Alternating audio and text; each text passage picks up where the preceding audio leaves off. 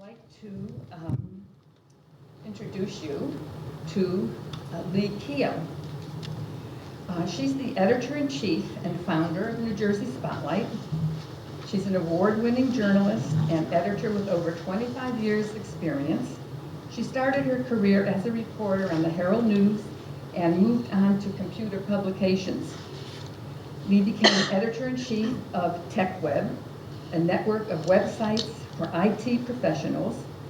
Under her guidance, TechWeb was cited as one of the 3 most important by Advertising Age. And that's a well-known magazine that cites these wonderful, talented people. While editor-in-chief, Lee led Data Communications, a McGraw-Hill Company publication and website, to win more than 40 national awards for editorial excellence. She has served as editorial director of Telecom, the world's largest telecom trade show, which is sponsored by a division of the United Nations. In that capacity, Lee oversaw television programming and a daily newspaper. She's also co-founder and president of the Foresight Group, an editorial services company. So before I turn the program over to Lee, who will be the moderator for tonight, I also want to introduce you at this point to Krista Jenkins. She's Dr. Krista Jenkins, and she's a professor of political science at Fairleigh Dickinson University, where she's also the director of FDU's Survey Research Center, Public Mind. She's the author of numerous articles and books and a frequent broadcast and print commentator on politics in New Jersey and elsewhere. Dr. Jenkins is the co-author of A New Engagement, Political Participation, Civic Life, and Changing American Citizen, and the author of Mothers, Daughters, and Political Socialization. She's also co-authored Where Have All the Heroes Gone? Dr. Jenkins was recently named one of New Jersey's 50 top women in business by New Jersey Biz. So at this point, I'm going to turn the program over to Lee, and I can tell you, before Lee takes over, that we have a list of questions that came in by email to NJPPN from a lot of the people in the network who will be here tonight and would like to have their questions answered, and they will be able to see it because we're videotaping this program. So thanks again for coming, and now, Lee.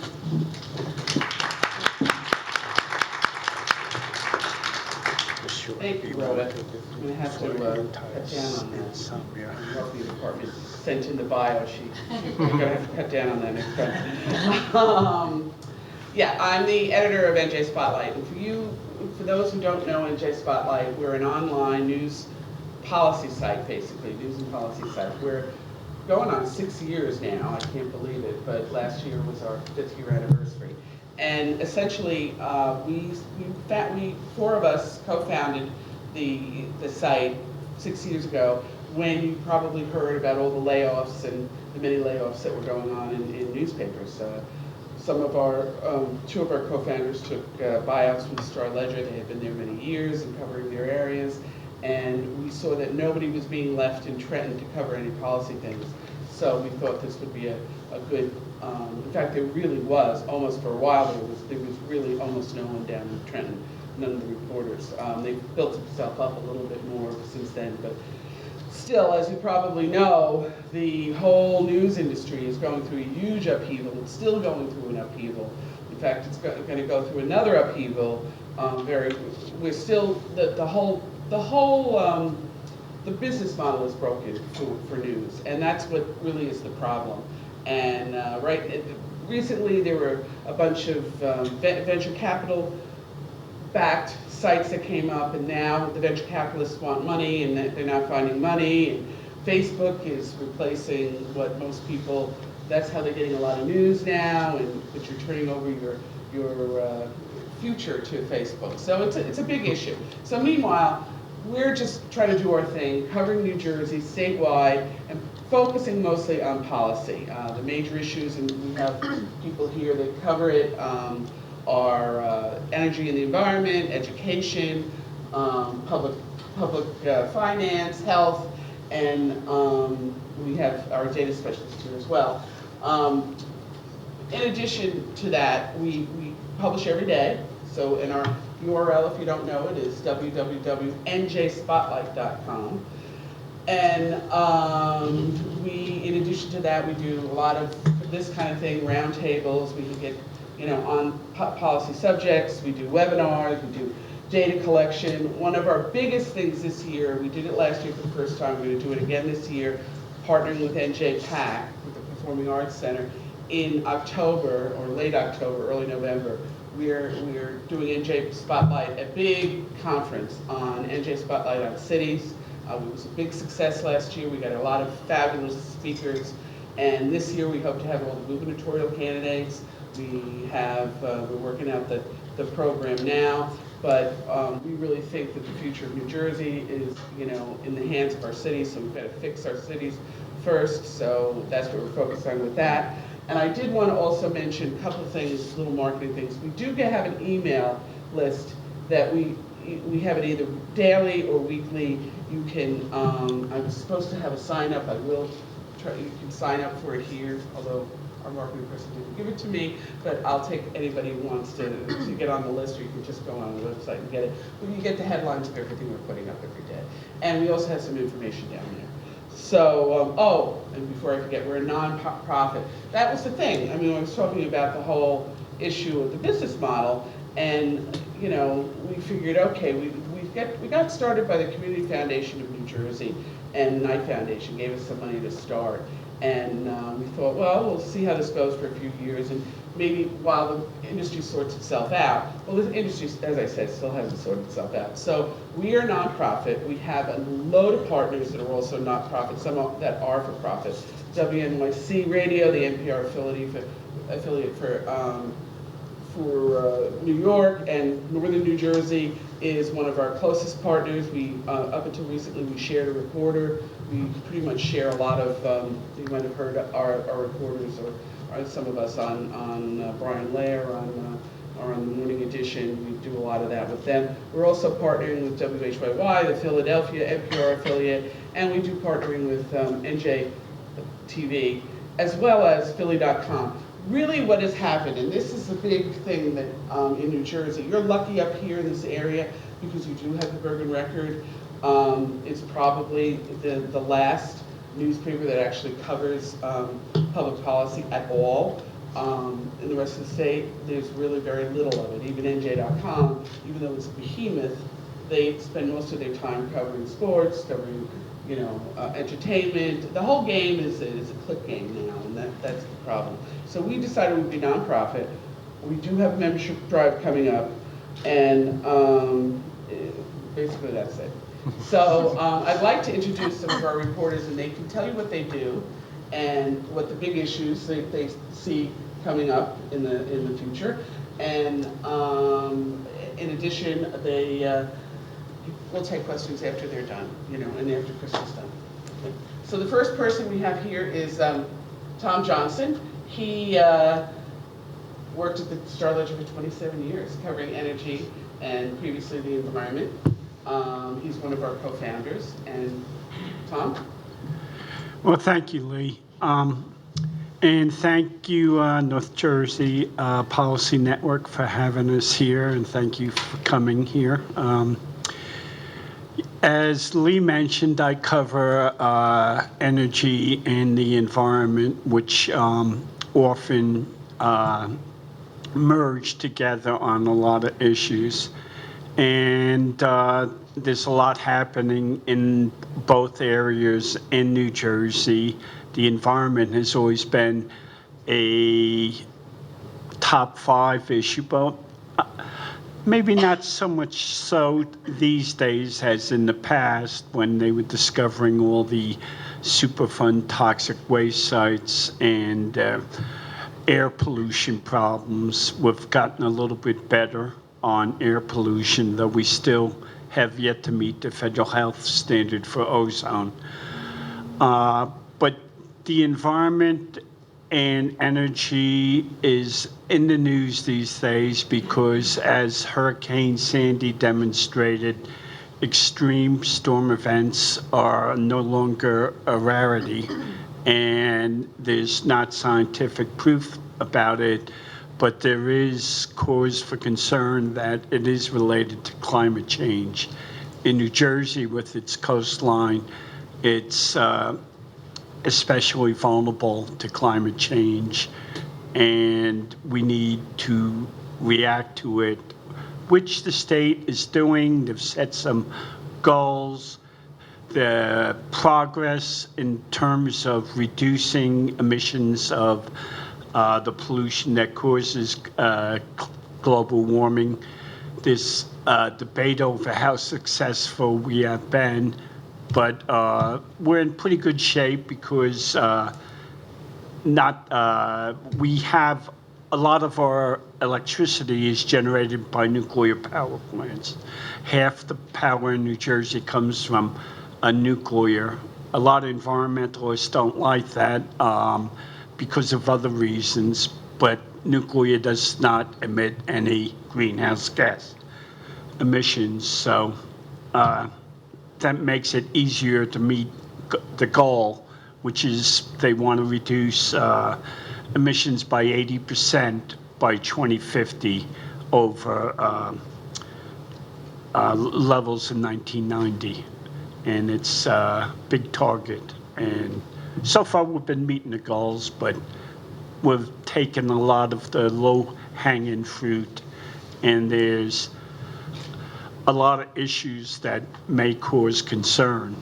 And that leads me into what are the issues that are coming up in the next few years. Well, we had sort of the same sort of event about a month ago down in Princeton, and I'm going to reprise some of the things I said in that. It's sort of a waiting game down in Trenton these days because the governor was running for president, and there weren't a whole lot of new initiatives coming down on any topic of consequence. And people in the areas that I cover are hoping to get things done, like increase the state's reliance on renewable energy. We're like 5th in the nation in the number of solar installations. They want to take advantage of what the federal government says is some of the best wind resources in the country offshore, and build offshore wind farms, which hasn't happened, even though it's supposed to have been well on its way by this time. And there's also there's a big debate in Trenton and here in Bergen County to some extent and elsewhere in the state over the rapid expansion of the state's reliance on natural gas. There's maybe 15 different pipelines that have been proposed, that are being built or have been approved, that would tap into new deposits of natural gas found in Pennsylvania and other nearby states, which have really driven down the cost of heating your home if you are among those lucky enough to use natural gas to heat your home. But it's also a fossil fuel, and it's increasing our emissions to that extent. As well, there's 5 new natural gas power plants being built, which is a source of concern among the environmental community. On the energy side, there is also, there's a lot going on in terms of changes for the sector. It's sort of what happened with the telecommunications sector 20 years ago when it shifted from the fixed line, old copper system to the wireless and internet telephone service. The same sort of thing is happening happening to the old utility business model for energy. It's dying because of the increased use of natural gas and other forms of renewable energy, and that's eroding the revenue base for the utilities and making it more difficult for them to maintain the power grid, which is a big concern of regulators, given I'm sure many of you in this audience lost power for a week or more during Hurricane Sandy and other storms. So these are some of the issues the state's trying to address. They're also trying to figure out how to preserve the remaining open space that's left here in New Jersey and protect the highlands, which is the source of drinking water for 5 million people. There's some concern about rollbacks and environmental regulations that would impede the quality of drinking water, and that fight's going to be ongoing for the next couple of years. So I'll be happy to take questions. I think we're going to save the questions till the end, if you don't mind. One of the things I forgot to mention, and I usually say this when I give speeches about Spotlight, is most people don't understand all the attention, voters' attention, is always on the presidential election and your local municipal election. And I don't think people really understand, maybe some of you do, but most people don't understand that the most important level of government that impacts themselves is the state. The state determines, is Obamacare? Every state is doing something different with Obamacare because the actual regulations come from the state. Environmental issues. The EPA has some general things, but the actual regulations, the actual enforcement for most of it comes from the state. Education. Your local school board has a little bit deciding what kind of sports they want to do or whatever they want to do, but the policy of education all comes from the state throughout this thing. So when we chose the beats that we covered, we chose those that we thought were the ones that had the most impact on people. So energy and the environment, healthcare, public finance, and I have to say our education reporter, I have to apologize, he's also our CEO, he couldn't be here tonight because he's another co-founder because he had a family thing. So we also generally cover transportation, housing issues, things that are policy issues, statewide. And what our goal is to give you context, not just to cover the news, which we do, but when we cover a story, to give you context about why you should care and why it's important, rather than just, something happened yesterday.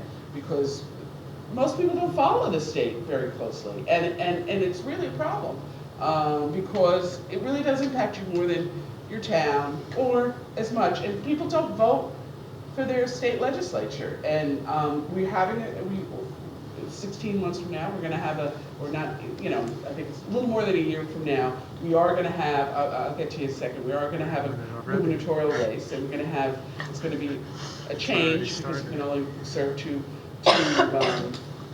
things, and that's going to be very, very important because that governor and we have the most powerful governor in the country. Our governor, the role of it, not just who it is, they are the most, everybody agrees. We don't have any other really statewide elected people except for the Senate and the Lieutenant Governor who runs with him.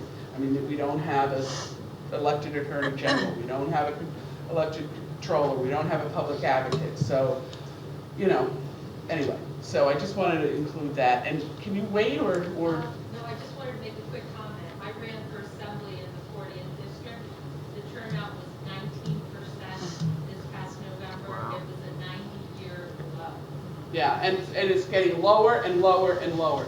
And people don't know, they feel that they shouldn't vote because they don't know who's running and they don't know anything about them, and it really doesn't matter, but it does matter. It really does matter. And as a result, newspapers and news outlets cover it less because people don't care. So, you know, it kind of feeds on itself. So anyway, I want to introduce our health reporter, Lilo Stanton, and I always get that wrong. She just recently joined us, actually about a week or two ago, although she's worked with us before in the past. Lilo is, well, she can tell you what she did herself, but she worked for the Asbury Park Press for a number of years, and since then she's worked for a number of environmental or other kind of nonprofits, and she also worked in Governor Corzone's communications office. So, Lilo? Thank you. Thanks for having us this evening. Yeah, it's great to be back with Spotlight because of all the reasons that Tom and Lee talked about. We're able, as reporters, to do things that other reporters aren't. And I can't tell you how many times I hear from people, colleagues of mine that work for other publications, who are envious of the way that we get to cover stories, because we do get to we get to write longer and more in-depth stories and really kind of dig into these topics a little bit. You know, I like to think that because I spent a long time with the Asbury Park Press as part of Gannett, covering politics and all kinds of things. I mean, that was a great background. I don't hold the Gannett part against me, but but then having some experience in state government and working for nonprofits with an environmental campaign, it's sort of, I feel like I now have a new appreciation of what what the advocacy community is doing, and there's a huge role that advocates and nonprofits do play in government. I mean, all of you know, the issues of the day that are driven in budget discussions and a lot of other things are driven. I mean, they're not pure. There's always forces behind them and money and politics, but there is a lot of sort of local community force that pushes what's on the agenda, and I think that's important to remember. As Lee mentioned, the Affordable Care Act, the federal Affordable Care Act, is sort of an overlay for almost everything in healthcare these days. Whether you're talking about hospital finance or insurance or opiate addiction or any number of other topics, there's often a tie-in to how the Affordable Care Act changed things. So we're really in a very new landscape here.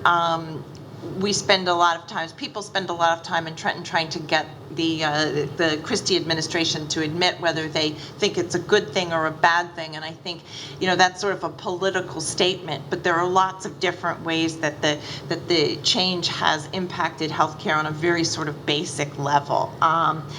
And you know, hospital funding is certainly a big thing. I end up writing a lot about the millions of dollars that hospitals get from the state to cover the cost of people that don't have insurance, which is still enormous. It's hundreds of millions of dollars a year.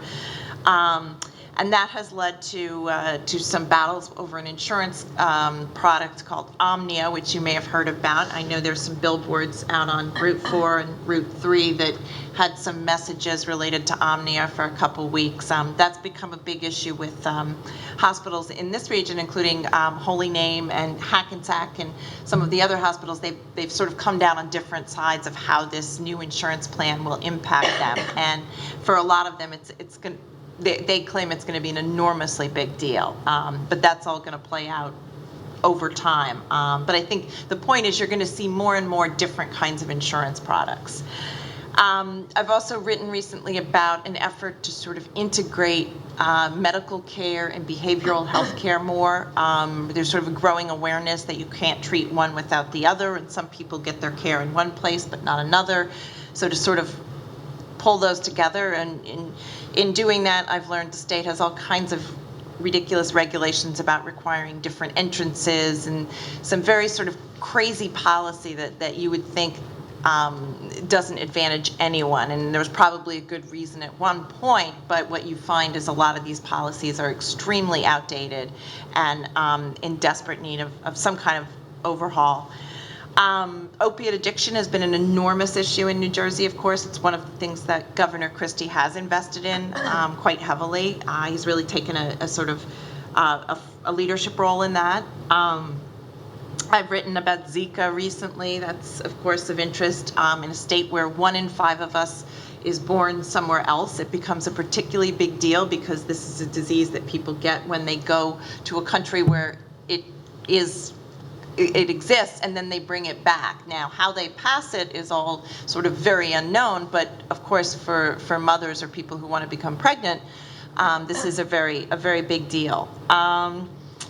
And I wrote a story today that I thought was very interesting about end-of-life care. I didn't know this, but apparently this is something that I think a lot of us have gone through personally, where you've been with somebody who's passed, and you have questions about what is the process and sort of what they want out of their final weeks or months in healthcare. And it's amazing how few of us, despite having very firm convictions about this, how few of us actually write this down. So I encourage you all to think about this, have this conversation, and write it down, because without writing it down, you won't know what to do. So it's healthcare is it's great because it really does impact people on a daily basis, and it also, of course, has this enormous business impact in that it's a huge cost for businesses and government. So it's one of these broad things that really impacts people.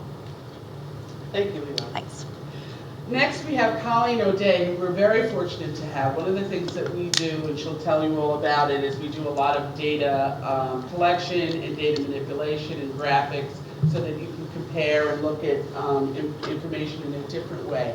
And Colleen, in addition to being Miss Housing, and probably my partner in crime with politics, is in charge of that. So, Colleen.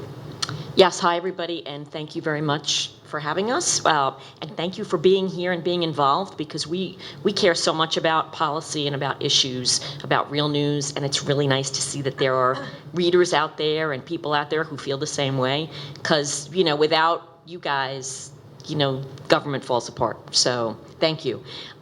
So like everybody else, I think, up here, I have a long history of working in New Jersey. I actually was 26 years at the Daily Record of Morris County. Another Gannett paper at the end. Don't hold that against me either. And actually cut my teeth. I started at the Record, formerly of Hackensack, now of Woodland Park, I guess.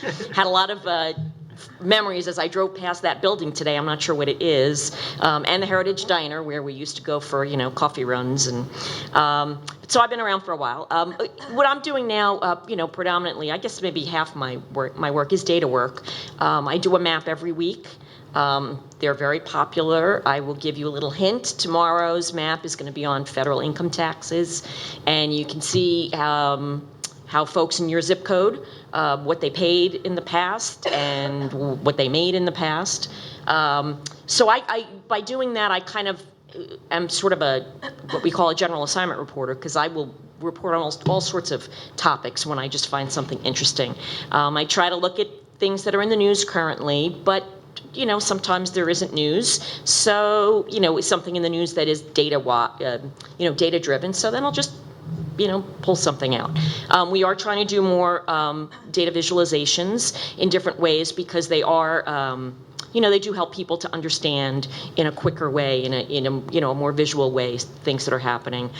We've got a bunch of databases we put up. We're going to do more of those. We've got teacher salary databases, test scores, you know, pretty much, you know, anything folks are looking for. We're trying to put that up. You know, and then I also do write about affordable housing. Boy, I think we all... Only one in the state, I think, that writes about it. Don't we all know what a mess that is? I mean, it's just, you know, it's just crazy. And I think, you know, one of the other themes that you might hear is this is also, at least in part, due to the governor not really governing for quite a while and really running for president for a considerable amount of time. And, you know, trying to kind of set that conservative persona up there. And so supporting affordable housing is not something that would have played well in places like Iowa. So, you know, it's a mess. COA is gone. Everything's in the hands of the courts now. So, I mean, the big thing that we're expecting to see this year is, you know, are the first judges' decisions on setting what these new housing quotas will be. The first decisions are expected sometime around June, but that could change again as things are moving very slowly through the courts. I also do a lot of work with our election coverage. and we've got congressional races this year. You're going to have an interesting one up in the 5th district. Every year it seems, or every other year when there's an election, people say, oh, there's a chance someone might knock Garrett out. Never seems to happen. It's being said again this year. I have no idea. We'll have to see how that goes.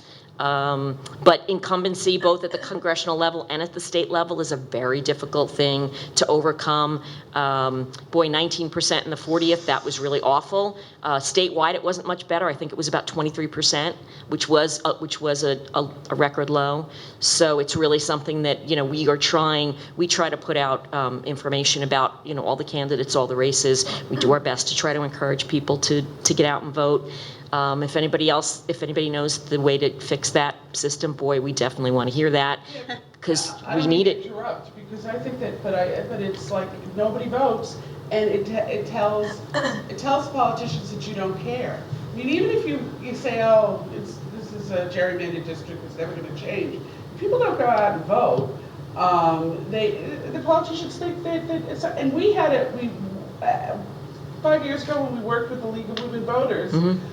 They were hitting their heads against the wall because they couldn't get the candidates, congressional candidates, local and statewide candidates, state candidates, to respond to the questionnaire. And they said, could you help us? Because they thought, if we called, well, we got more people than they got, but I'll tell you, there's a lot of politicians that think that they don't want to answer a question. It's work.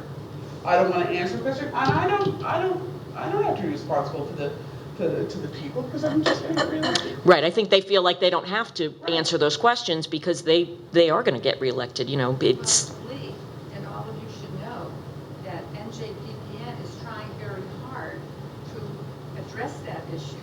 It's one of the reasons that we are doing what we're doing, which is to bring programs like yours and other programs on all kinds of important key policy issues to educate the public and give them the information and get them motivated to get civically engaged and at least vote.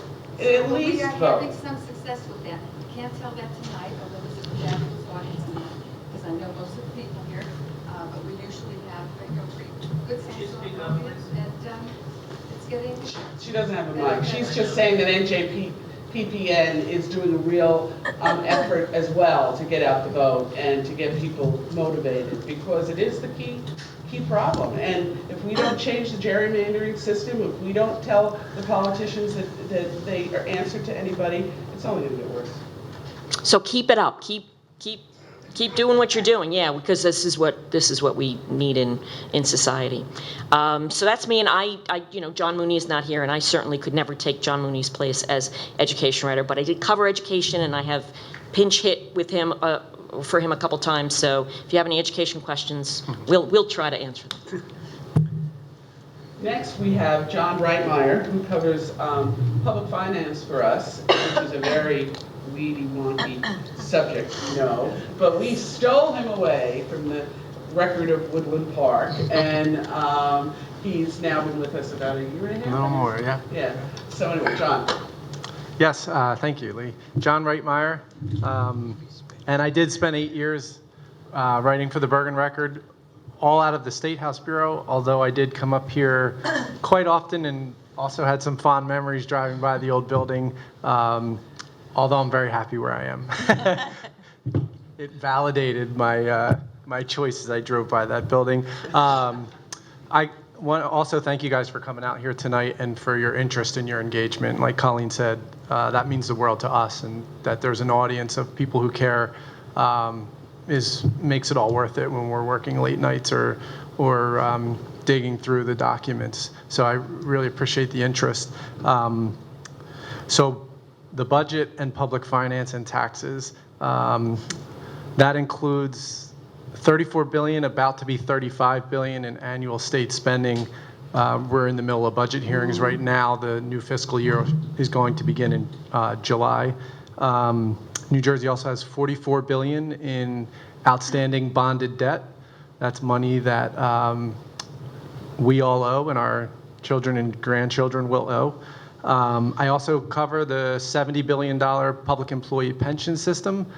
And that also has a $44 billion unfunded liability, more debt or obligation at least. Taxes, I try and keep tabs on tax policy, whether that's the income tax, which hopefully we all, or maybe we all just paid. That's about $13 billion a year in New Jersey. There's also about $30 billion in property taxes that is collected by local governments, and I end up writing a lot about property taxes.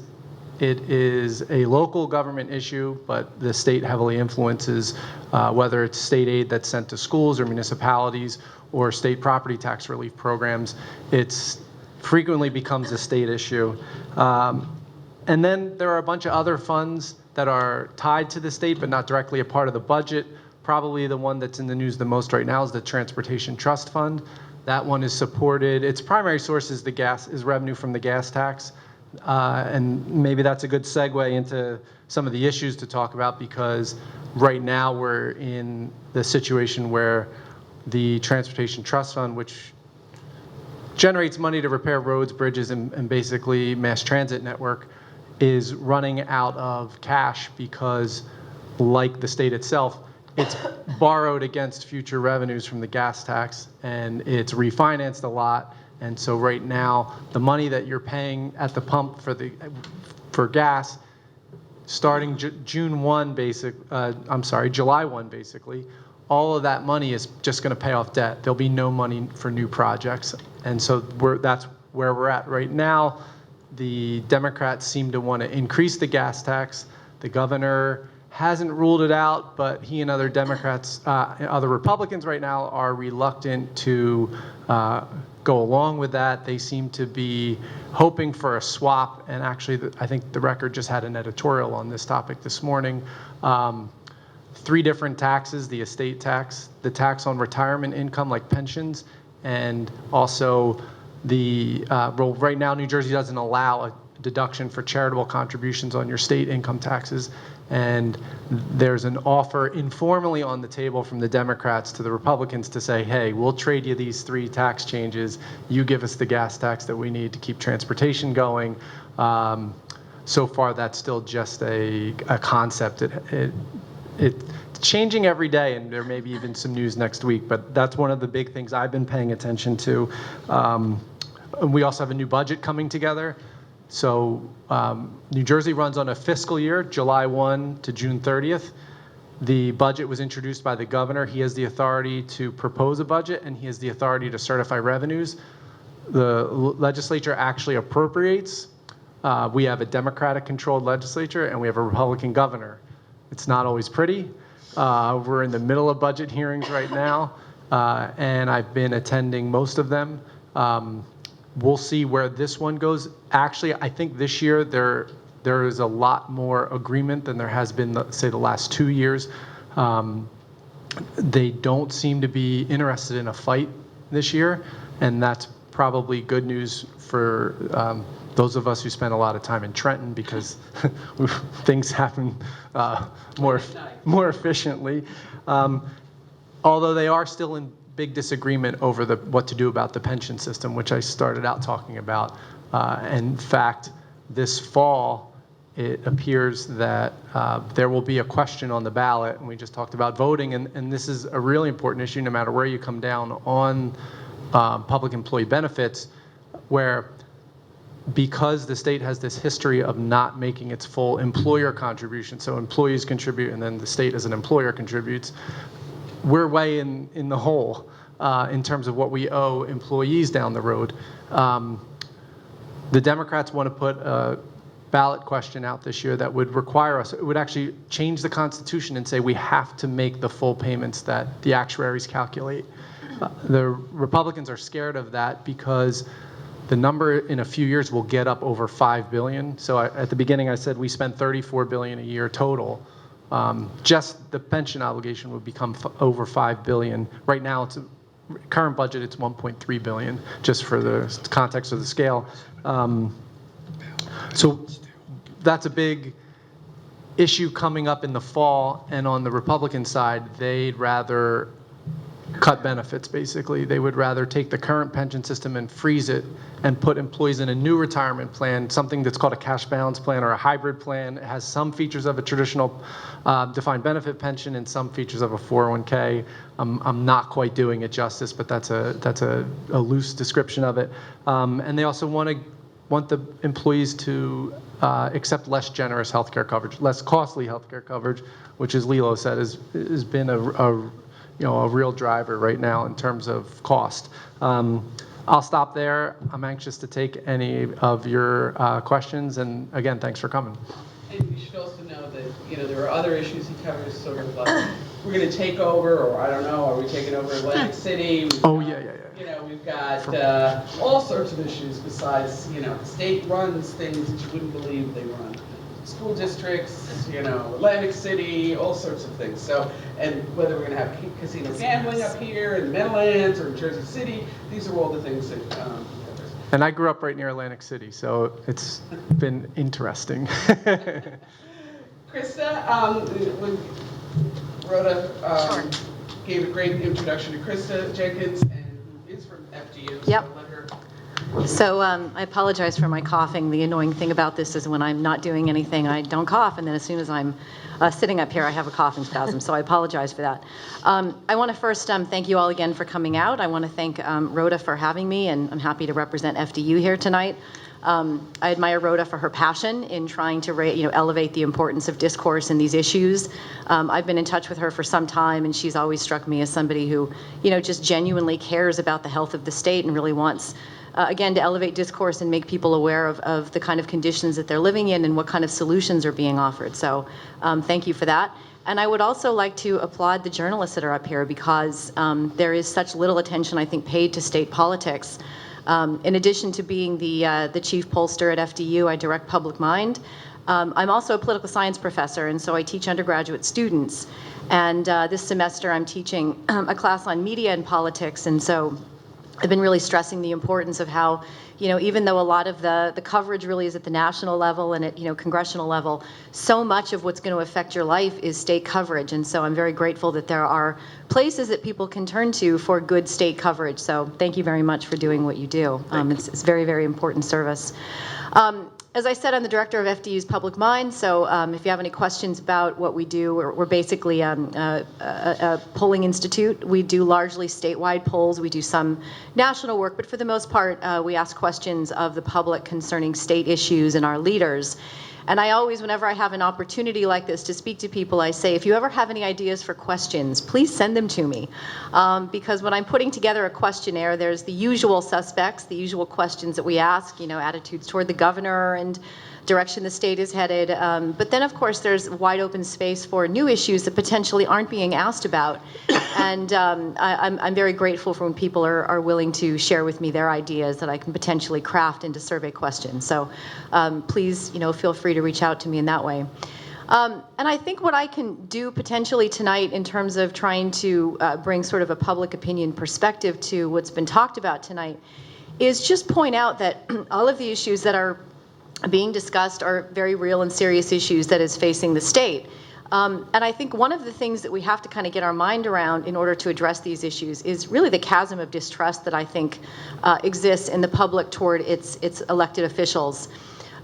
We all know that the governor's approval ratings are not good, and they continue to really suffer for a variety of reasons. But we also have asked questions about perceptions of the state legislature. And the last time we asked a question about, what people think of the legislature and the job it's doing, 23% had a favorable view of what the legislature is doing. So in as much as we do tend to focus, of course, on the governor because of the position he holds and the power that he holds and just the, larger than life persona that he is, I think we have to keep in mind that, governance is shared, and people are really not loving very much about their government currently, which is unusual, I understand, because of this whole notion of, so few people actually turning out on election day to kind of change the dynamic and get new people in there. And I think that's a whole different conversation about why it is people don't vote. I'm a political scientist by training, and I have all kinds of theories, some of which are theories and some of which are, backed up with empirical data. But there is this tremendous distrust that people have for our leaders. And in order for us to address any of the issues that have been discussed tonight, I think we have to do something about repairing that trust. And I don't have the answer. I simply point out from a polling perspective that this is something that is very real and I think continues to actually magnify in the numbers that I've seen. So, for example, one of the issues that's been discussed, of course, is the gas tax and, raising it. And we've polled on this question extensively.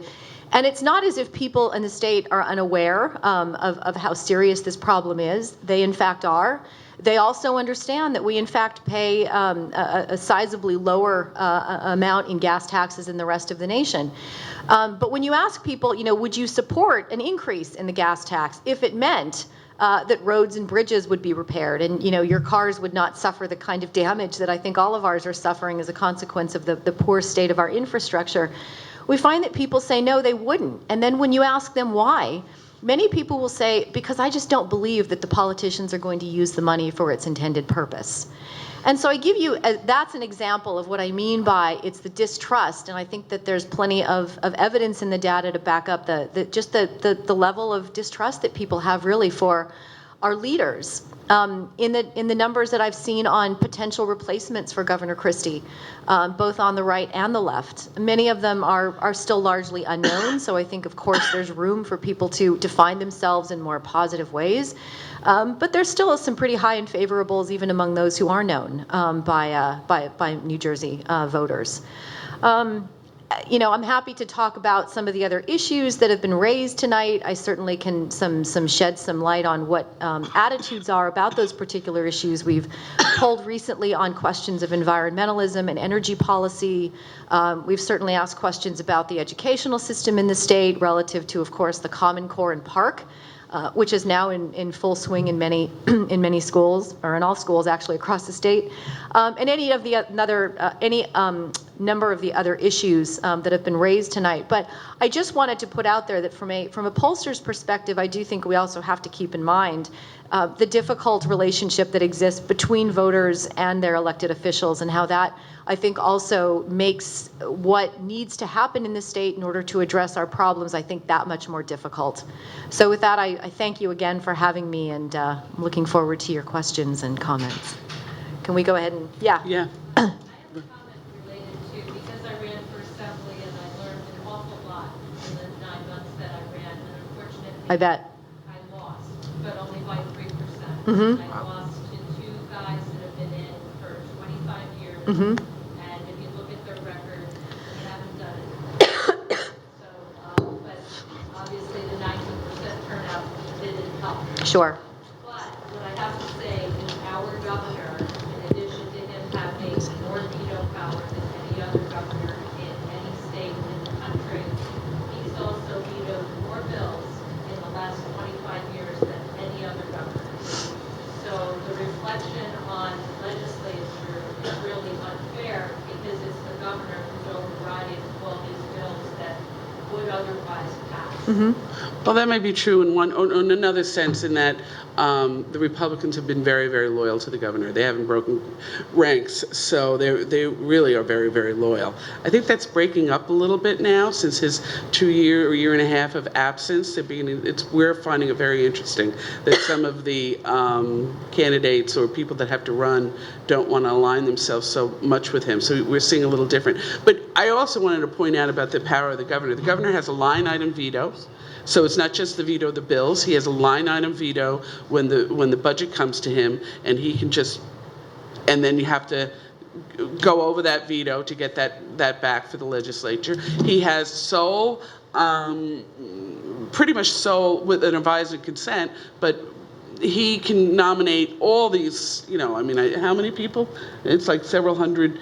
Thousands of people and boards he puts on. He has the control of, he has control of our state education system pretty much. So it is, everybody has said, it is the most powerful governor in the country, so.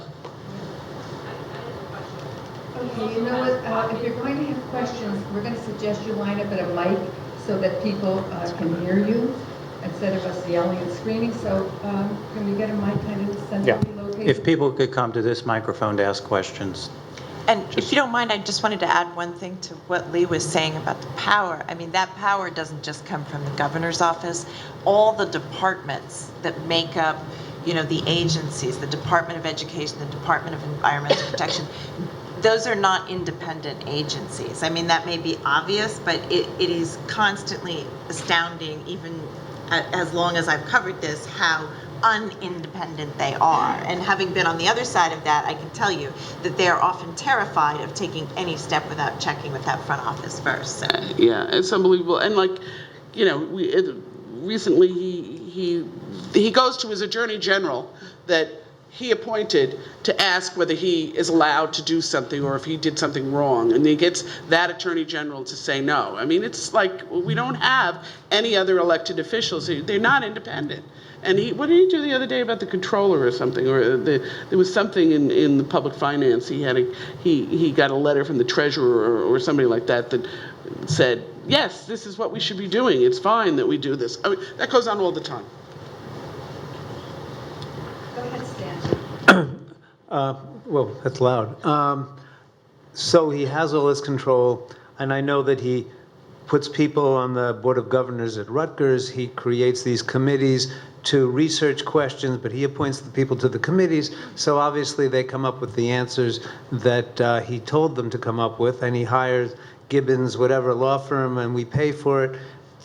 So it doesn't matter whether who the next governor is, whether it's Sweeney or you could say that Sweeney has a few ties himself. Right. So is there any effort, serious effort, consideration to changing the structure?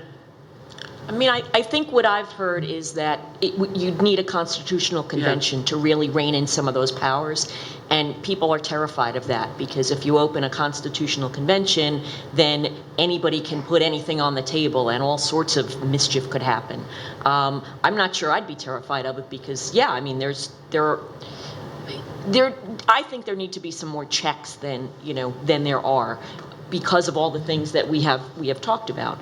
I mean, we've seen, just as a matter of course, those of us who've been around for a while, that and Christie didn't start this. I mean, there were other, McGreevey. It's been happening over time, and it happens at the federal level too. It's been happening more and more, where no department can really take an action without getting the okay from the governor's office. As Lilo said, they're really afraid to do anything. Well, what is the weapon that he holds over them?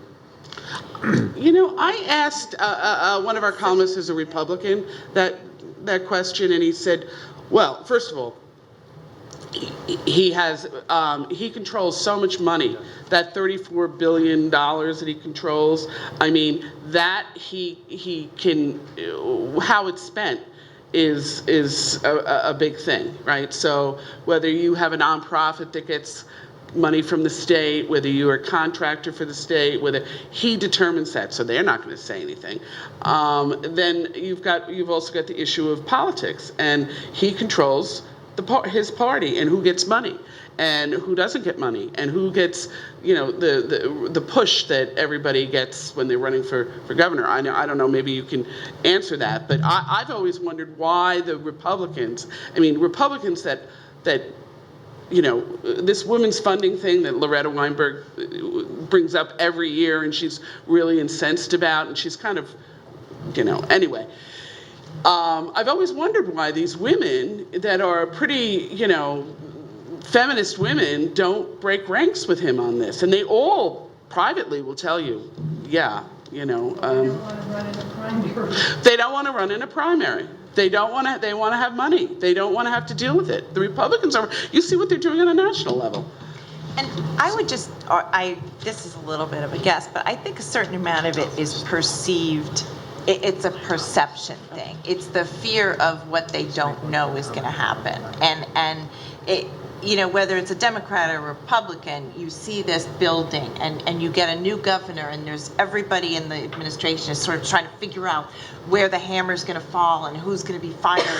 And I think just that suspending that decision and that ability to act is almost more powerful than acting. And they use it. I mean, they It's a And the power. county committee chairs have ridiculous amounts of power, and they dole out big bucks up and down the state.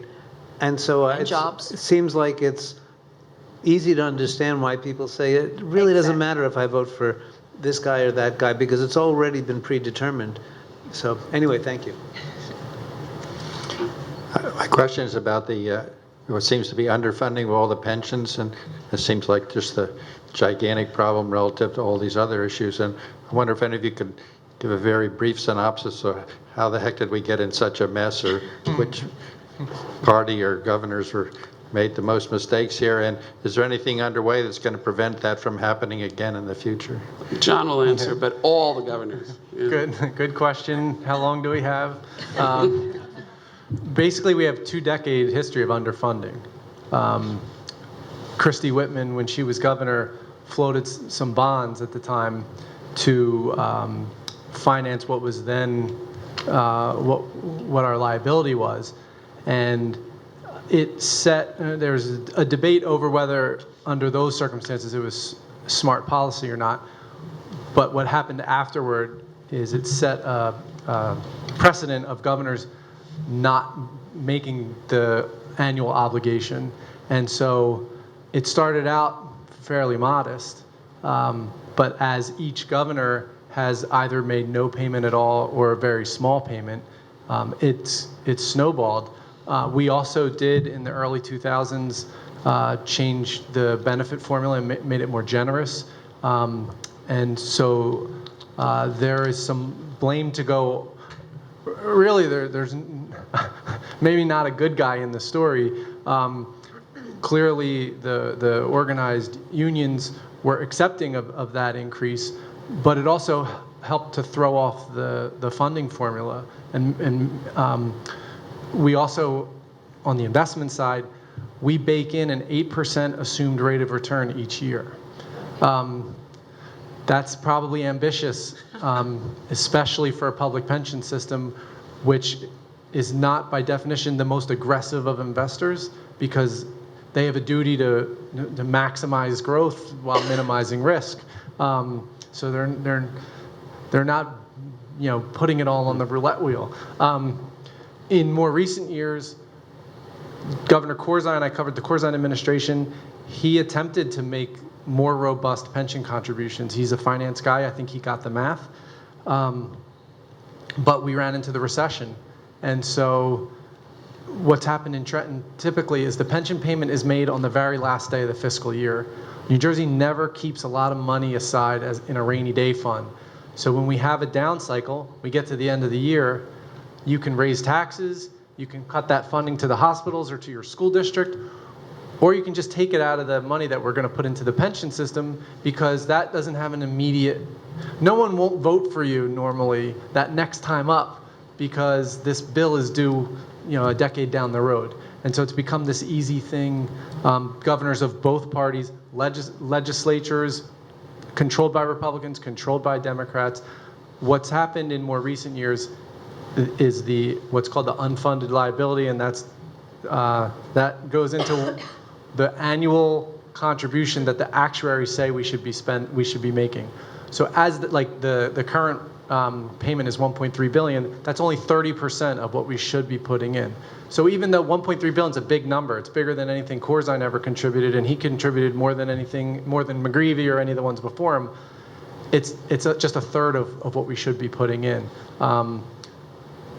As I said earlier when I was talking, there are really two main options that have been presented. For Democrats, it's all about pumping up the funding and doing whatever it takes basically to do that, saying let's bite the bullet and start making. It's kind of interesting because I guess the stereotype is Democrats like to spend money, but here they want to spend it on something that normally would be considered like a Republican idea of paying your bills. Except on the Republican side, they don't think that these benefits are in line with the marketplace any longer. And they feel like it's time to stop digging the hole to bring the public employee benefit structure more in line with what's offered in the private sector. And so they're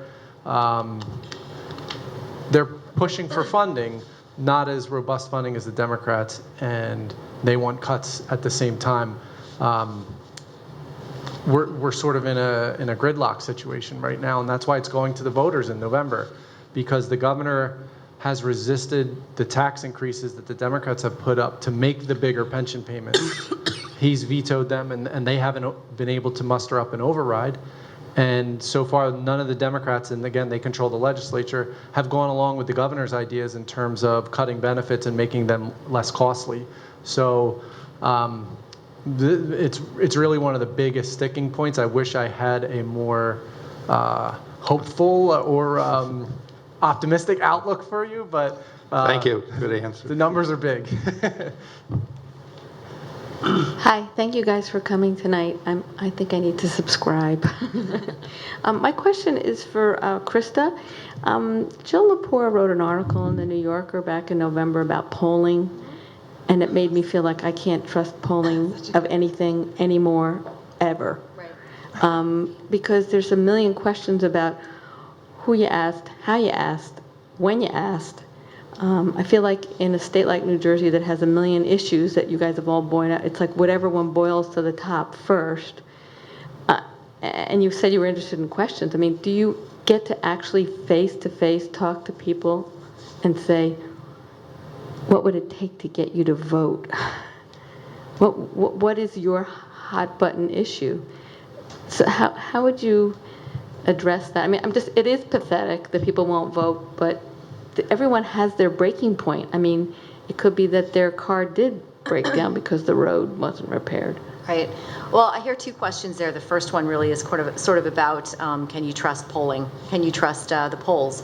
And the answer is yes, you can, as long as polls are done well, with a lot of transparency in terms of their methodology. If you're using, if you're drawing a probability sample, I don't want to get too much in the weeds, and there are certainly some challenges facing the polling industry, the response rate, the fact that so few people actually want to talk to a pollster, and the increased use of cell phones have certainly created some issues for the field. But the good news is that they, polls done well are still, accurate. You can certainly look at their accuracy relative to election outcomes. So there's good and there's bad, right? Just as with most things. But to your question about, it sounds like what you want to know is, what it is that people use for, not voting. What's the major reason? And there really isn't a silver bullet out there, I think, that's going to explain why people don't. For younger people, I think a lot of it is very much because politics is really not very relevant in their lives. They have been socialized in a world where politics is something that happens out there and doesn't really touch their lives. We've certainly seen a lot of doing away with much civics instruction in high school, and so then what happens is these young adults age into the electorate and they simply don't have the skills and they don't have the kind of understanding of what's at stake, and then also how to lend their voice, although we've certainly seen some changes in recent years with Obama and Bernie Sanders. And with other people, I think a lot of it is just this sense of, nothing really is going to change. The system is kind of, it is what it is, and unfortunately, my one vote is probably not going to change much. And the worrisome thing is of course, we know from political socialization research that the habits that you develop, early in life do tend to stay with you. And so that's why I think there's been so much of a focus on millennials and Gen Xers, as they're, get older. Unfortunately, it's difficult to kind of turn the tide on those things. But there really is not, I think, one single reason that explains non-voting behavior. I would also point out that we are also, I think, our system is needlessly complex in getting people registered. But again, even in states where we've taken steps to mitigate those difficulties, we haven't seen this tremendous upsurge in voting. So that really isn't it either. Right, registering is only part of the problem. Correct. I think it's very much a multi-dimensional problem. And then, of course, also I think politics is something that's talked about with such great cynicism, in very simplistic, cynical ways. And I don't think that really breeds much in the way of hope for, the importance of someone's participation. Right.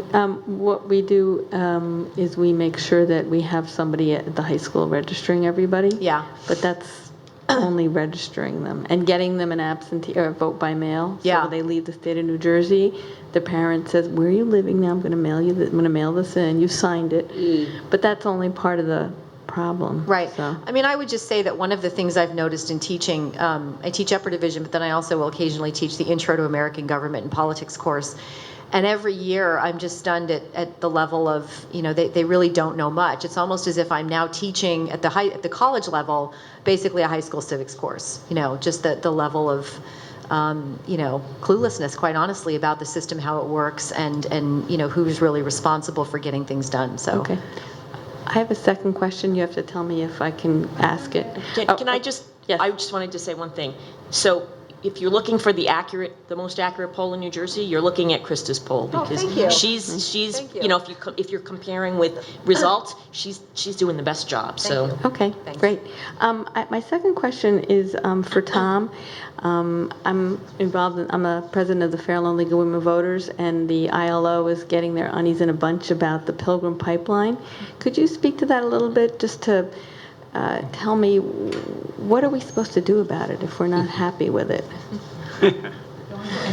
It's a tough battle because Are we just a pass-through state? The We're just a energy market has completely changed. We've become a exporter, and and it's more true for natural gas, but oil's really grown with so you're fighting a tough battle because people like pulling into the gas station and paying under $2 Right. a gallon for the gasoline.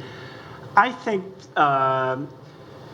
there is growing concern, though, because of some of the accidents that have occurred, especially up in Quebec, where I can't remember. I think it was something like 26. was a rail car, though, so they Yeah. want the 26 pipeline because they people think died. that's safer, Yeah. But But- but it's going to go through an aquifer, I think. I mean, Is it? I think the problem is where that pipeline's going. Well, that's part of the problem with all these pipelines. There's they're going through. I mean, we've approved 2 new pipelines through the Pinelands, which has Right. like trillions of gallons of pure water there. Right, so unless we change our energy consumption There's habits, this is going to be a A moneymaker. very controversial natural gas pipeline down near Trenton and into Pennsylvania, Right. or from Pennsylvania into Trenton. It goes underneath the Delaware River, which supplies drinking water to 15 million people. Right. But the economics of it has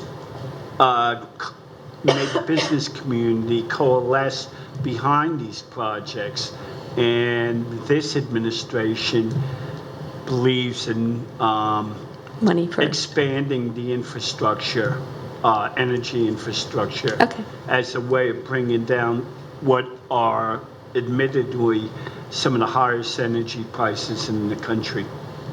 And we've made some progress, Right. but at what cost?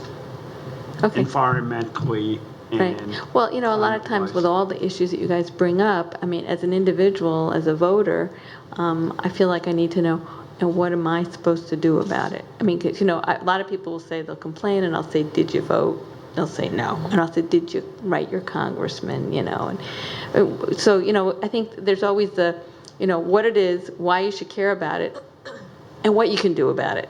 So that's the third part that I'm looking for, so Well, that the people bu- feel the they part- have some agency, that you did it. I mean, the league does action alerts where we have like everybody in the nation or everybody in the country or everybody in the county calling at once, and then the lights are going on the phone, and they're picking them up, and I mean, if these kinds of things, you guys could do action alerts too, Yeah, what makes it difficult is that the energy sector has been deregulated in New Jersey and about half the rest of the states in the country. And a lot of decisions about siting of these pipelines, where Beyond they our go, whether they're needed, is made by a federal agency called the Federal Energy Regulatory Commission, which is widely viewed as a rubber stamp for the industry. Okay. And it's hard to, Right. your battle is with them. Right. Even the state Board of Public Utilities, which has supported a lot of infrastructure projects. They've been putting their heads against the wall trying to challenge decisions by that agency. Okay, thanks. So Rhoda, I know you have a lot of questions. I just wanted to say, but Tom, she's asking about, Penn East now has been delayed. They've been really organized. And they've been really, and it goes through very wealthy areas around Trenton. And these are people who have been very organized, have, been screaming about it, and they're getting somewhere, aren't they? The project has been delayed because homeowners are not allowing the company to come in and survey potential routes for the pipeline. But Their money's talking against the oil money. Yeah. It's delayed. It's not dead. Okay, thank you. But you have to keep up your good work, pipeline people here. Yes, keep on focusing. I just have one question, Leslie, before you join. Reggie, is there any chance of Reggie ever returning? Yeah, if we have maybe if we have a new governor, but it's not going to happen under Governor Christie. So we'll wait a couple of years. Reggie is a regional program that New Jersey was once part of that sought to control greenhouse gas emissions from power plants. Governor Christie called it a needless tax and pulled New Jersey out of the program. Meanwhile, it's successfully running in 9 other states. Okay. Okay, hi. Thank you guys for being here. This was really informative. I'm glad you guys are doing what you're doing. So the thing I'm hearing a lot is questions of apathy and feeling of powerlessness that voters have. And I really like the question of the woman before about how to show people what to do, like the action steps and the levers. So my main issue is climate change. And I would actually like to invite you and everybody here to come. We have on May 21 a zero carbon coaching clinic. And it's an experiment, and I really want the people here who are interested in policy, because we're trying to look for what those levers are and trying to figure out ways of showing them to people. So think of it as like a walkthrough flow chart where you look at each decision point. And right now we have some expert gaps. Ideally, like this is our first time we've done it, but we would have experts at each of the sections to kind of explain like what's going on and what can you do and what can't you do and what's the block here, and to kind of explain the policies and also what people can do on a private level. And are you sort of trying to tell people how they can reduce their carbon footprint by their everyday actions? Well, no, not that. We are really looking much broader. Like that's one thing, that's one play, your everyday act. Okay, and the model I think fits with public policy because people feel powerless. And I loved what you said about the state because that is exactly our model. The race to zero carbon is we're trying to formalize it by first getting everybody to declare that they are in it. So that would be step one.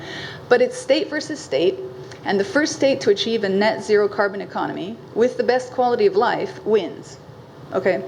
And we like the state level because it's not federal. So it's something more like I've talked to my senators. I've never seen Barack Obama. And also the way, okay, so in the team, so the team is the state and you're the player. And I really want to try to connect people with their power because as a player, you're a voter and a consumer.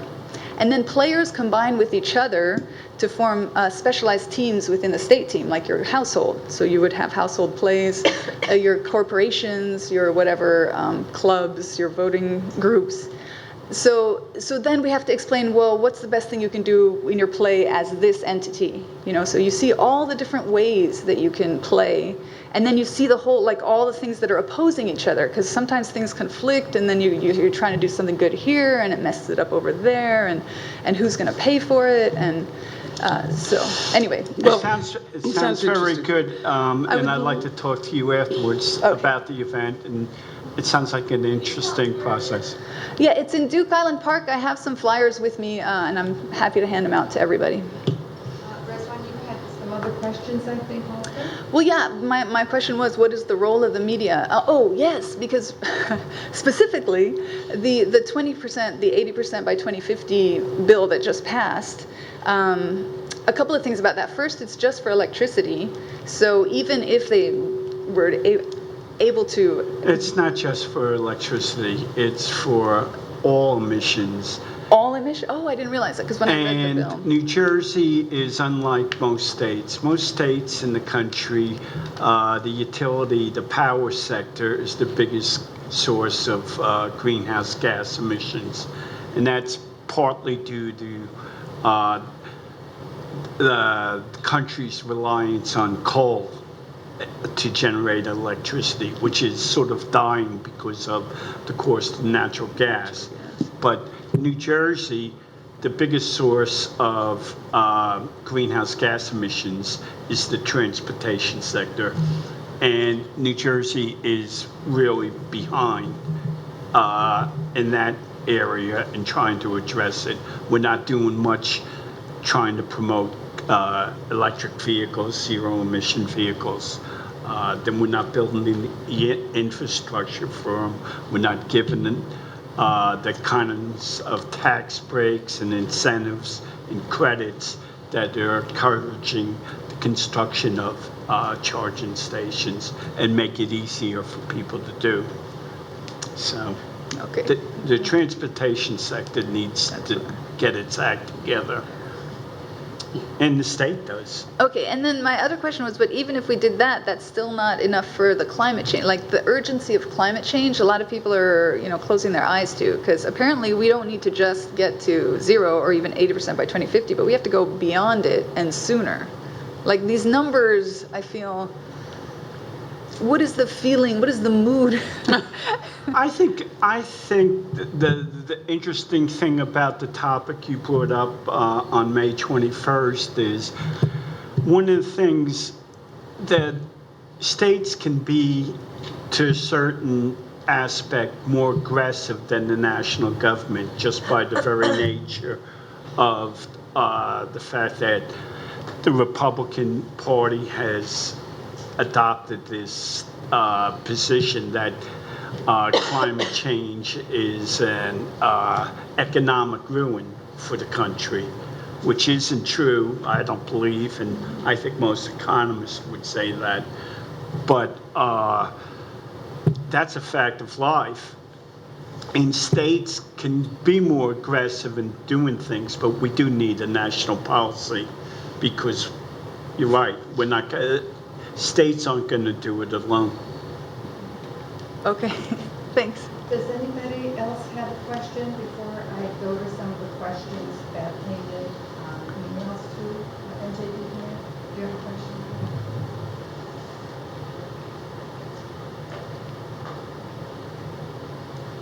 Hi, I've been wondering this for a long time, and you seem like the perfect group to answer this.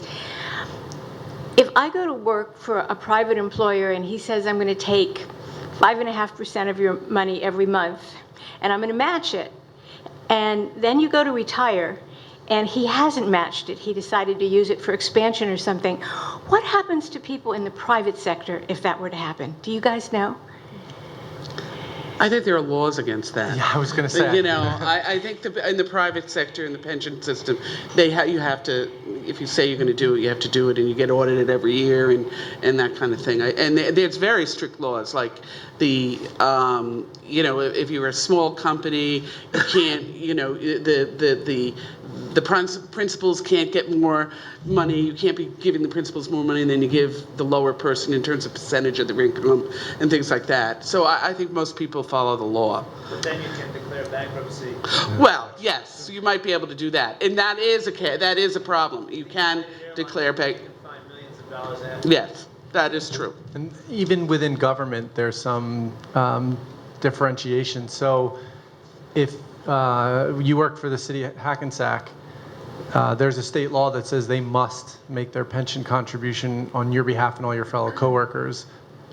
We've only, with a couple exceptions, allowed towns not to meet that. And actually, when we look at there are different pension funds within the bigger pension system. and the ones with most of the municipal and county employees are better funded than the ones that rely on state contributions. It's sort of an exception or a gimmick that the state uses to not fully meet its obligation.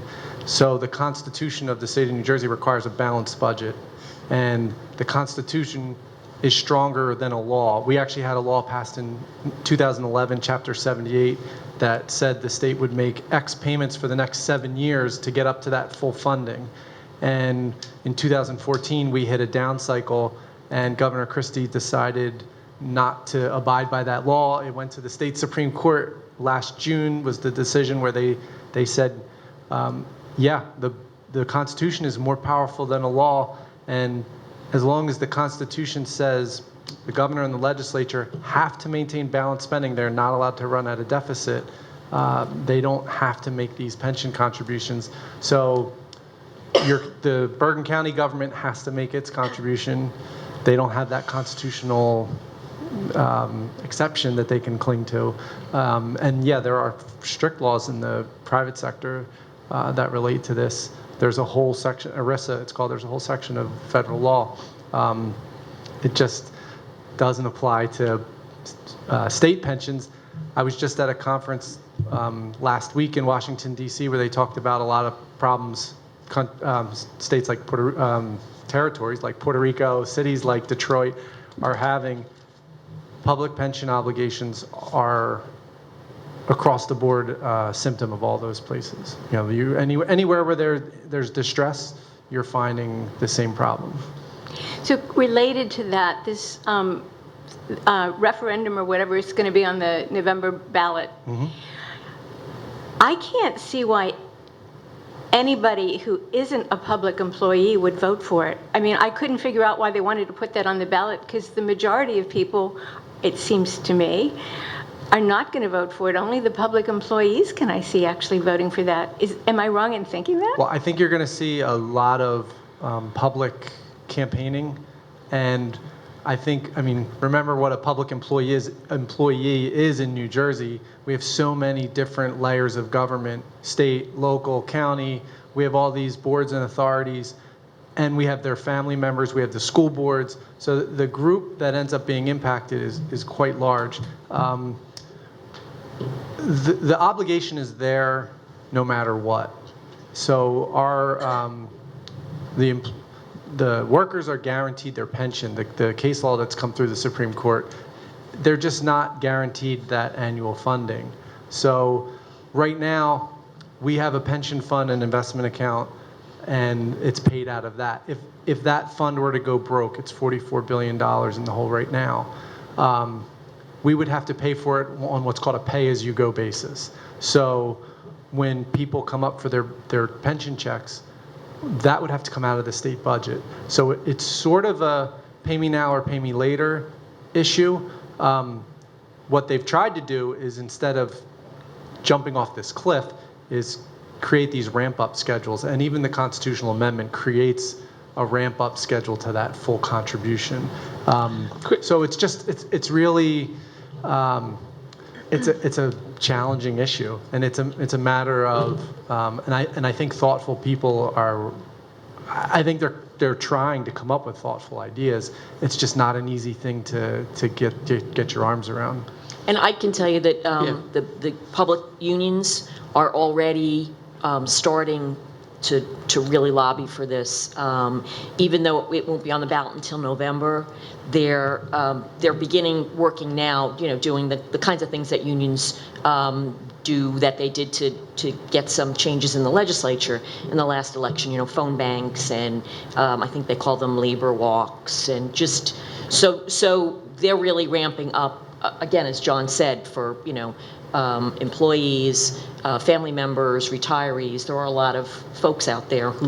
When they get a position as a thing of fairness. Krista, there's been a lot of polling on this, and I've been surprised at the results. Yeah, I mean, right now, opinion is actually pretty divided. It's not, I think your assumption that, there's so few people who would potentially support this. Right now, it's actually not true. Opinion is about 41%, I think, in favor and 49% opposed, and this is still very early on. And to John's point about, how many people would potentially be affected by this, anytime we do a survey, we get about 1 in 5 respondents who say that they or someone in their household is a member of a public employee union. So it is, I think that the reach is much bigger than I think what a lot of people would expect. But again, right now, as the campaign starts, opinion is pretty divided on the issue. It's not one way or another in any sweeping way. Thank you. Certainly. I would like to switch to a couple of other areas that I've had questions on. Is yours an environmental question? It's just a again? follow-up to the, yeah, I just, Okay, so we'll get to it, but let me just bring this one in. A few emails that were received had questions about our drinking water, prompted by the Flint situation, and then hearing about possibly the Newark situation. I wonder if anybody here could address our water situation. Well, New Jersey being an old, heavily urbanized state that was settled a long time ago is going to have problems. Newark is just the tip of the iceberg. And the problem is the water companies do a pretty good job at delivering clean water to your homes from the plant. But the problem is from the curb to the home. The service lines, the fixtures in the houses, in the schools, even the drinking fountains, they all have lead components. And that's where the lead comes in. So it's a big problem. And the reason people haven't been addressing it is because it's so costly. New Jersey has an $8 billion need for just fixing its drinking water infrastructure, irregardless of lead. 20% of the water is lost from the time the water company treats it till it's delivered to the home or business because of old leaking pipes. And it's a big problem, and it's going to take a mighty effort to address it. The thing that, people should use filters. Because I've covered the environment for many years, I live in an older city. First thing in the morning, I get up, I run the water 45 minutes before I fill the coffee pot. How long? A minute or at least, because it builds up overnight. And if you run the water, it helps a little. That's not going to solve it, but it helps. One of the interesting things, too, I think about the issue in New Jersey is the way that our laws are structured. So these public systems are all monitored, and there are databases that list where what the different lead levels were that were measured in public water systems. In the case of schools, though, if the school is not receiving, so if the school receives the water from American Water Company, let's say, or in the case of Newark, from the Newark water system, the school's water is not being measured inside the school building. That's not something that our laws have until now really taken care of, which is why there's legislation under consideration in Trenton to require some of these things, because as Tom said, I think it's very possible that there are all sorts of school districts out there. We'd heard that Camden, right, for years. For years, it's been Camden for years has been using bottled water. For years. And you just did a map. Yeah, we just did it, right. We just did a map kind of showing that. Right, and so... And lead was in very wealthy areas as well as it's in all poor areas. It's everywhere. But I think it's also important to keep in mind that the biggest source of lead poisoning in the state is actually not the water. No. In our case, it's from other things, and it's primarily from lead paint, lead-based paint, things that children are still eating, or toys from other countries, or makeup from other countries. Again, it comes into this situation of 1 in 5 people being born abroad. A lot of them apparently are traveling and bringing back things that aren't necessarily to the same standards that we have here. So some of it isn't water related, but it gets bundled into sort of this same crisis. And again, there's not enough money to do what we need to do. Okay, there's been a couple of questions here. I'm going to try to see if they can bring them together. Maybe there's no answer, maybe there is an answer. And it has to do with poverty, income inequality, the Affordable Care Act and how it may be helping, and housing. And what are we seeing down the road to address this? I'll have Colleen and Lilo talk about the health care and whatever, but that's one of the reasons we are doing the cities thing. I mean, it's a huge issue here in New Jersey. We have huge income inequality. Our cities are full of poverty, and so we know, and we're the most segregated state in the country. We're the most segregated state in the country, and it's all based on, money. I mean, it's where you live. If you live in a white place or a non-white place. So, Right, and some of this has certainly been influenced by what's happened at the federal level. Some of it even dates back to the Clinton administration and the welfare reform, the major welfare reform that happened then. That was kind of one of the starts of folks saying, well, maybe we don't need the safety net, or maybe we shouldn't be providing this safety net because folks should really be responsible themselves. So, yeah, I mean, there's poverty throughout the state. We're not the poorest state by any means, but that doesn't mean that there aren't people we're the third richest or second richest. Right. But that's because, but we have some of the poorest, Camden's the poorest city in the country. So. And that makes it even worse because we have such a high cost of living. So yes, poverty is rampant. Again, the amount of affordable housing that has been built for people who are at the low income levels over the last 15 years or so has been negligible. Most of the affordable housing that's being built, and a big reason is because we haven't had any rules. Now COA COA has no power, the Council on Affordable Housing. But what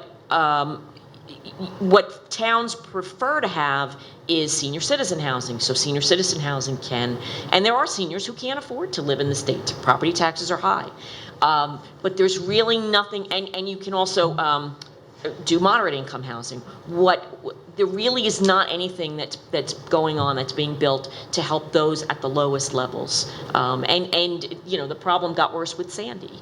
We saw people who were out of their homes, and those units have not yet been replaced. So there's an awful lot of work that we need to do in the state, in those areas.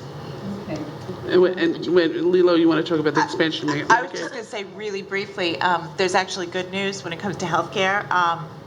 And that there are a number of pilot programs going on in the state of New Jersey. Believe it or not, Camden, the poorest city in the country, has what is probably the most amazing healthcare program specifically designed to target the people that need it the most. They're not only generally the poorest of the poor, but they also tend to be what they call the highest users. And these are people who sometimes, I kid you not, have been in the hospital 300 times a year. And obviously they're using an enormous amount of costly health care. So if they find out how to keep them healthy, it works a lot better. And it's been sort of national news, this hot spotting trend. And That program is making a lot of yeah, Real quick, amazing. on the tax policy side, the state last year, one of the few things that the governor and the Democrats have agreed on, they increased what's called the earned income tax credit, which is the lowest wage workers and families in New Jersey qualify for. It's tied to the federal version of this credit, but it used to be 20%, and it went into effect in July. It increased to 30% of the federal credit, and that was considered to be a big win for the lowest wage workers in New Jersey, and there's actually a push to increase it further this year. I don't know if they're going to get the governor to go along with it. Well, Christie, I mean, the one thing he also did was he was one of the few Republican governors in the country that accepted Medicaid, the expansion of Medicaid, which is really incredible, given the fact that it was virtually free, or 90% from the federal government. They said, if you expand your rolls, we'll pay 90%, because usually most of Medicaid only went to children. So, and that was a problem. We weren't even getting the children to go because the parents didn't go, and so some people would bring them to the CHIP program. But we weren't, you know, without the parents being covered, they weren't being covered. But now we have, you know, I don't know what the statistics are, but he did agree to take the free money, and but whereas most Republican governors did not through the state, and even knowing he was running for president. So. Thank you. I have a question here on education. I know that your person isn't here, but perhaps you can answer it. And that is, you mentioned that the state has taken over a number of school districts. So how is that working out? Is it making a difference? Has it improved things? You know, I think when the state took over Jersey City, which was the first takeover, I don't think anyone imagined it would take as long as it did. I mean, the state, you know, was there. It was more than 20 years. And yes, you've got other districts that the state is involved with. Newark and Patterson. Right. It's, you know, I think part of the problem is that it's just so complicated. When you look at all of the problems, it goes back in part to poverty.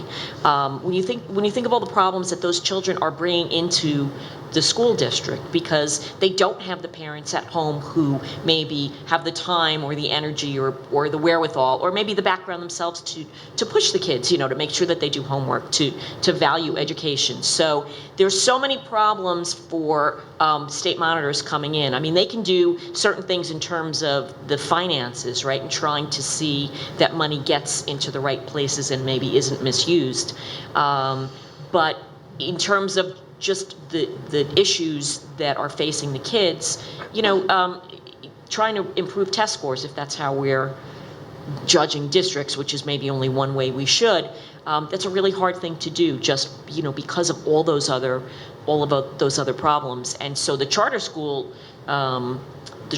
have expanded very much. There's a lot of, you know, there are positives and negatives to that. But in terms of giving folks who do have that interest and that, you know, who want to see their kids do well, getting them into perhaps smaller schools, those are working for some people. On the other hand, it's taking maybe the cream of the crop out of the general public school, and that's just going to make the public school, you know, look worse and have even less of a make it even more difficult for the teachers and the folks in there to improve things. It's a really big question. Also, Camden now may become an all-charter school district. So, you know, people are trying to address these questions, but I think that the question is is the state really make a difference? I'm not so sure it does, but in some cases it does. I mean, there are some improvements. Krista, have you done polling on that? How do the parents feel? I'm trying to think of, no, I can't, I mean, the education questions we've asked in the recent past have been really more related to the Common Core, you know, New Jersey's participation in it, and then, of course, Park. And on that, you know, what we find is a lot of people remain very confused about what the core is, if we're actually a participant, you know, really what it means. Obviously, concerns about, you know, the standardized tests, and the biggest concern, of course, is that that the teachers are having to teach to the test, and whatever freedom teachers may have had for designing curriculum to meet the needs of their students has really gone by the wayside because of this top-down approach to measuring student performance. And that's really the thing that comes to mind in terms of recent questions about the educational system in the state. Okay, well, we're going to end on a high note, and that is, how do you think this Bridgegate thing is going to Oh boy. Well, we don't know. I mean, it's an interesting thing. We don't know. time for some traffic in Hackensack. Yeah, I mean, he recently, they recently asked to dismiss the charges, didn't they? The trial is being delayed again. We thought the trial was going to happen while he was running for president, but now it's been delayed yet again. And we don't know if there are going to be any other indictments or not, and it's going to be interesting. Yeah, and so, I mean, some of this, I think, goes back to the statements we were making before when we were talking about the power the governor has. I mean, so the question is, did he actually come down and say, yes, we've got to, put a little bit of, we have to cause a little bit of trouble for Fort Lee because the mayor didn't support us. I mean, but it doesn't look like they're going to say that he did. No, and he'd actually be stupid, which he's not, to have ever done something like that if it could come back to bite him. But if you think about the way that things operated in the governor's office and the idea that there was, and I mean, it's again, I don't think it's just this governor, but that the political arm shouldn't be working within the governor's office, but was, there was politics happening maybe where it shouldn't have been. Are there folks who had Christie's ear, who were Christie confidants, who knew about this? Well, that's a whole nother, thing that would seem to be more plausible. And then the question becomes, well, so where do you draw the line? Where, does the buck stop here, right? Or do you say, well, I had nothing to do with it. So I mean, I think we all want to see what happens in the court case, and who are some of these other folks who are the unindicted co-conspirators that the right. And Fishman is considered a very straight arrow, but also someone who's conservative in terms of indicting people. So he indicted two or three. Well, one pled guilty. He believes he can get convictions. I mean, he's known to only go after people he knows he's going to get a conviction from. But there was a lot of talk about unindicted co-conspirators, so we can't wait to find out who they are. Yeah, right. Well, I think at this point we're supposedly not going to find out. Yeah, that's something else thing. That's under contention. But yeah, I mean that list would certainly shed a lot more light on who knew and perhaps how close to Christie did it get. Listen, we want to give a big hand to the Jersey family.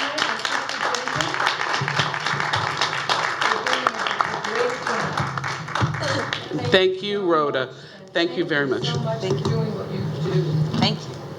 Thank you very much, Rhoda. Really, this has been a lot of fun. And again, www, well, you know that, njspotlight.com.